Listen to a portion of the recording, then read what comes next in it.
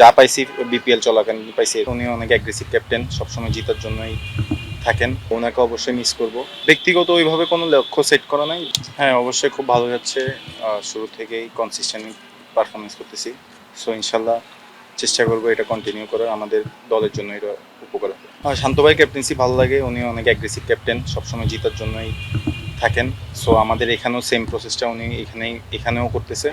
So ওনার ক্যাপ্টেন্সিতে খেলে ভালো লাগছে। জি, ওইটা তো অবশ্যই। ও 140+, 145+ বোলিং করতেছে। সো ওর বলটা এখানে খেলে ম্যাচে গেলে অন্যান্য বলারের বল একটু ইজি মনে হয়, বা একটু জোরে বলার আসলেও মানে বোঝায় না যে না ঠিক আছে টাফ খেলতেছি। সো এটা আমরা এখানে খেলে অভ্যস্ত হচ্ছে, এখানের জন্য আমাদের ইজি হয়ে যাচ্ছে। ব্যক্তিগত ওইভাবে কোনো লক্ষ্য সেট করা নাই, just match by match consistency performance করার ট্রাই করব। ইনশাল্লাহ এটা করতেছি। সো এটা কন্টিনিউ ধরে রাখার চেষ্টা করবো। রিয়াদ ভাইয়ের হাতে আমার T20 ডেবিউ ক্যাপটা পাওয়া, সো ওনাকে অবশ্যই মিস করব। উনি আমাদের দেশের জন্য অনেক করছে, অনেক ম্যাচ জিতাইছে ভাইটাল মোমেন্টে। সো ওনাকে আমরা মিস করব। এখানে সব টিমই ভালো করতেছে এবার, সো কাউকে ছোট করে দেখার ওয়ে নাই। সো সব ম্যাচে বড় ম্যাচগুলো বা যেমনই প্ল্যানিং থাকে আমাদের ওরকমই থাকবে জিতার জন্য। ফোকাসটা আপাতত এখানে আছে, এখানে পারফরমেন্স করার চেষ্টা করব ইনশাল্লাহ। এখানে কনসিস্টেন্সি থাকলে তখন এখানে সুযোগ আসলে ওটা ওইখানে দেখা যাবে।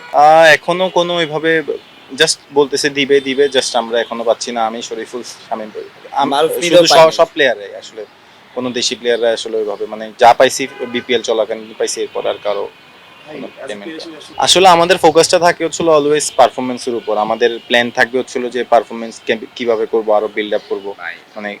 সো আমাদের তখন যদি চিন্তা করতে হয় যে পারিশ্রমিক নিয়ে যে পাচ্ছি না, সো এটা আসলে ফোকাসে একটু ব্যাঘাত ঘটায়। সো এটা একটু টাফ।